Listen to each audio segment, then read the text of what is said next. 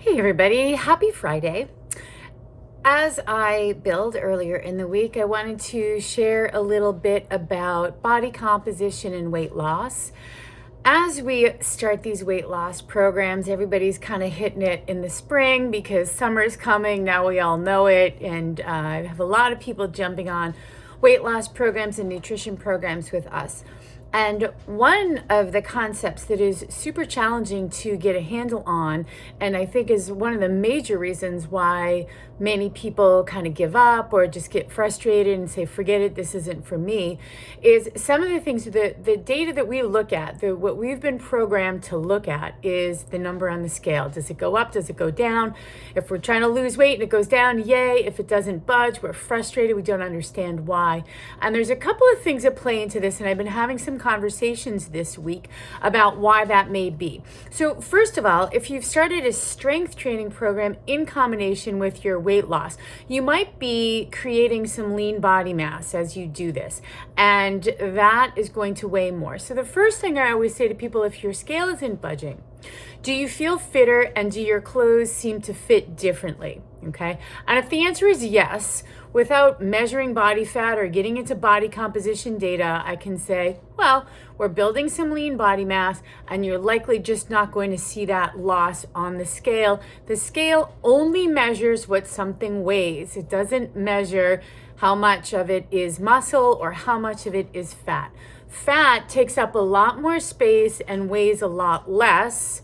And muscle is condensed and compact. It's denser tissue. It weighs more. So we in a smaller amount of space. So sometimes as those changes are taking place, we don't see that number reflect on the scale. So what happens? Okay, yeah, you know what, Anne, I've been getting fit. I'm doing my strength training and I'm matching up like what I'm supposed to be eating. And yet I'm still not seeing this weight loss. What's going on? And then I ask, how's your consistency on your strength training and your nutrition? Sometimes when we're not really accustomed to these programs, we crush it for 3 days with the nutrition, but then not so much on the last part of the week. Or we crush it for a whole week and then we have a travel or work or something gets interrupted on the second week.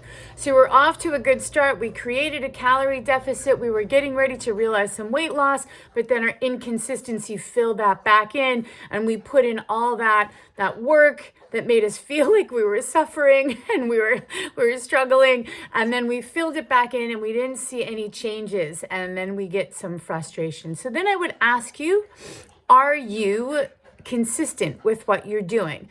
Okay, yes, and I'm consistent. Okay, where's your stress level at? Because a lot of times I hear people say like, oh, stress is good, nothing happened, right? So when there's stressors in our environment, the acute stressors, and we have to manage it, or whatever, maybe it's a work project or relationship or whatever it is, a stressor comes up, health scare, stressor comes up, we get all frantic and it's hard to manage.